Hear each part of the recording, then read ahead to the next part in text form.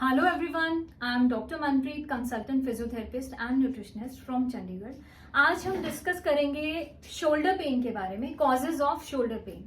Shoulder pain के जैसे हम सब लोग जानते हैं, आजकल शोल्डर पेन की जो प्रॉब्लम है वो बहुत कॉमन है और उसके कॉजेज हैं बर्साइटिस हो सकता है, टेंडनाइटिस हो सकता है, पेनफुल आर्क सिंड्रोम हो सकता है जिसमें ऊपर करने से मूवमेंट्स नहीं होती, शोल्डर की रेंज ऑफ मोशन अफेक्ट हो जाता है।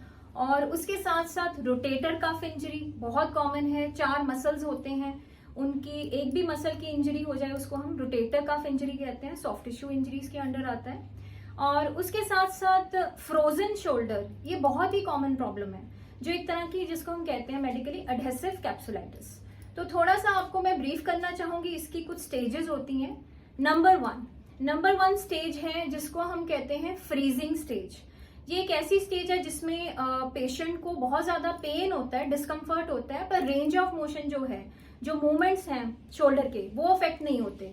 और ये ज्यादातर इनिशियल फेजेस में होती है जो लास्ट करती हैं 4 वीक्स से लेके 9 वीक्स तक। और इस केसेस में पेशेंट को एक बार विजिट कर लेना चाहिए डॉक्टर के पास अगर डिस्कम्फर्ट ज्यादा है। और इसके साथ साथ जो सेकेंड स्टेज है उसको हम कहते हैं फ्रोजन स्टेज।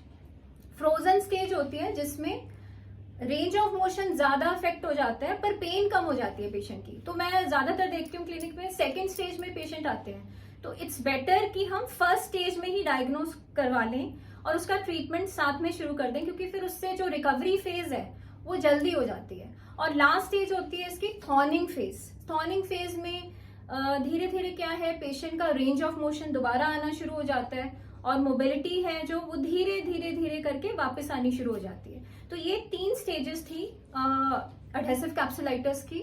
इसमें शोल्डर जो है वो काफी ज्यादा टाइट हो जाता है, रिस्ट्रिक्ट हो जाता है, रेंज ऑफ मोशन इफेक्ट होता है पेशेंट का, और जितनी भी डेली एक्टिविटीज हैं शोल्डर की वो काफी हद तक अफेक्ट हो जाती हैं। और कुछ लोग सर्वाइकल पेन और शोल्डर पेन को मिक्स कर देते हैं। तो एक टर्म होती है जो हम मेडिकली कहते हैं सर्वाइकोब्रेकेल्जिया या सर्वाइकल रेडिकुलोपैथी। तो नेक के जो मसल्स हैं उनका रीजन ऊपर से होता है, अटैचमेंट होती है शोल्डर पे, तो इसके कारण भी कई बार शोल्डर में पेन होता है। तो इसको डायग्नोज करना, इसको प्रॉपर ट्रीटमेंट देना, ये बहुत जरूरी है। तो इसको टाइमली आप डायग्नोज करवाएं और डिफ्रेंशिएट करवाएं कि आपकी जो पेन है वो शोल्डर की है कि सर्वाइकल की वजह से है।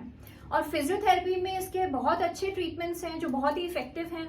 जैसे एडहेसिव कैप्सुलाइटिस के लिए हम अल्ट्रासोनिक यूज करते हैं, शोल्डर मोबिलाइजेशन टेक्निक्स हैं, उसके साथ साथ लेजर थेरेपी है रोटेटर कफ इंजरीज या सॉफ्ट टिश्यू इंजरीज के लिए, और इसके साथ साथ ड्राई नीडलिंग करते हैं हम लोग। और काफी ही इफेक्टिव ट्रीटमेंट है, जैसे खासकर डायबिटिक पेशेंट्स के लिए, उनके केसेस में ये जो प्रॉब्लम है बहुत ज्यादा कॉमन है। तो ये सारा मैं आपके साथ शेयर करना चाहती थी कि आप प्लीज अपनी सर्वाइकल पेन को और शोल्डर पेन को जरूर डिफ्रेंशिएट करें और उसको राइट टाइम पे ट्रीटमेंट शुरू करें, ताकि वो इतना प्रोलॉन्ग ना हो जाए कि उसमें प्रॉब्लम्स आए।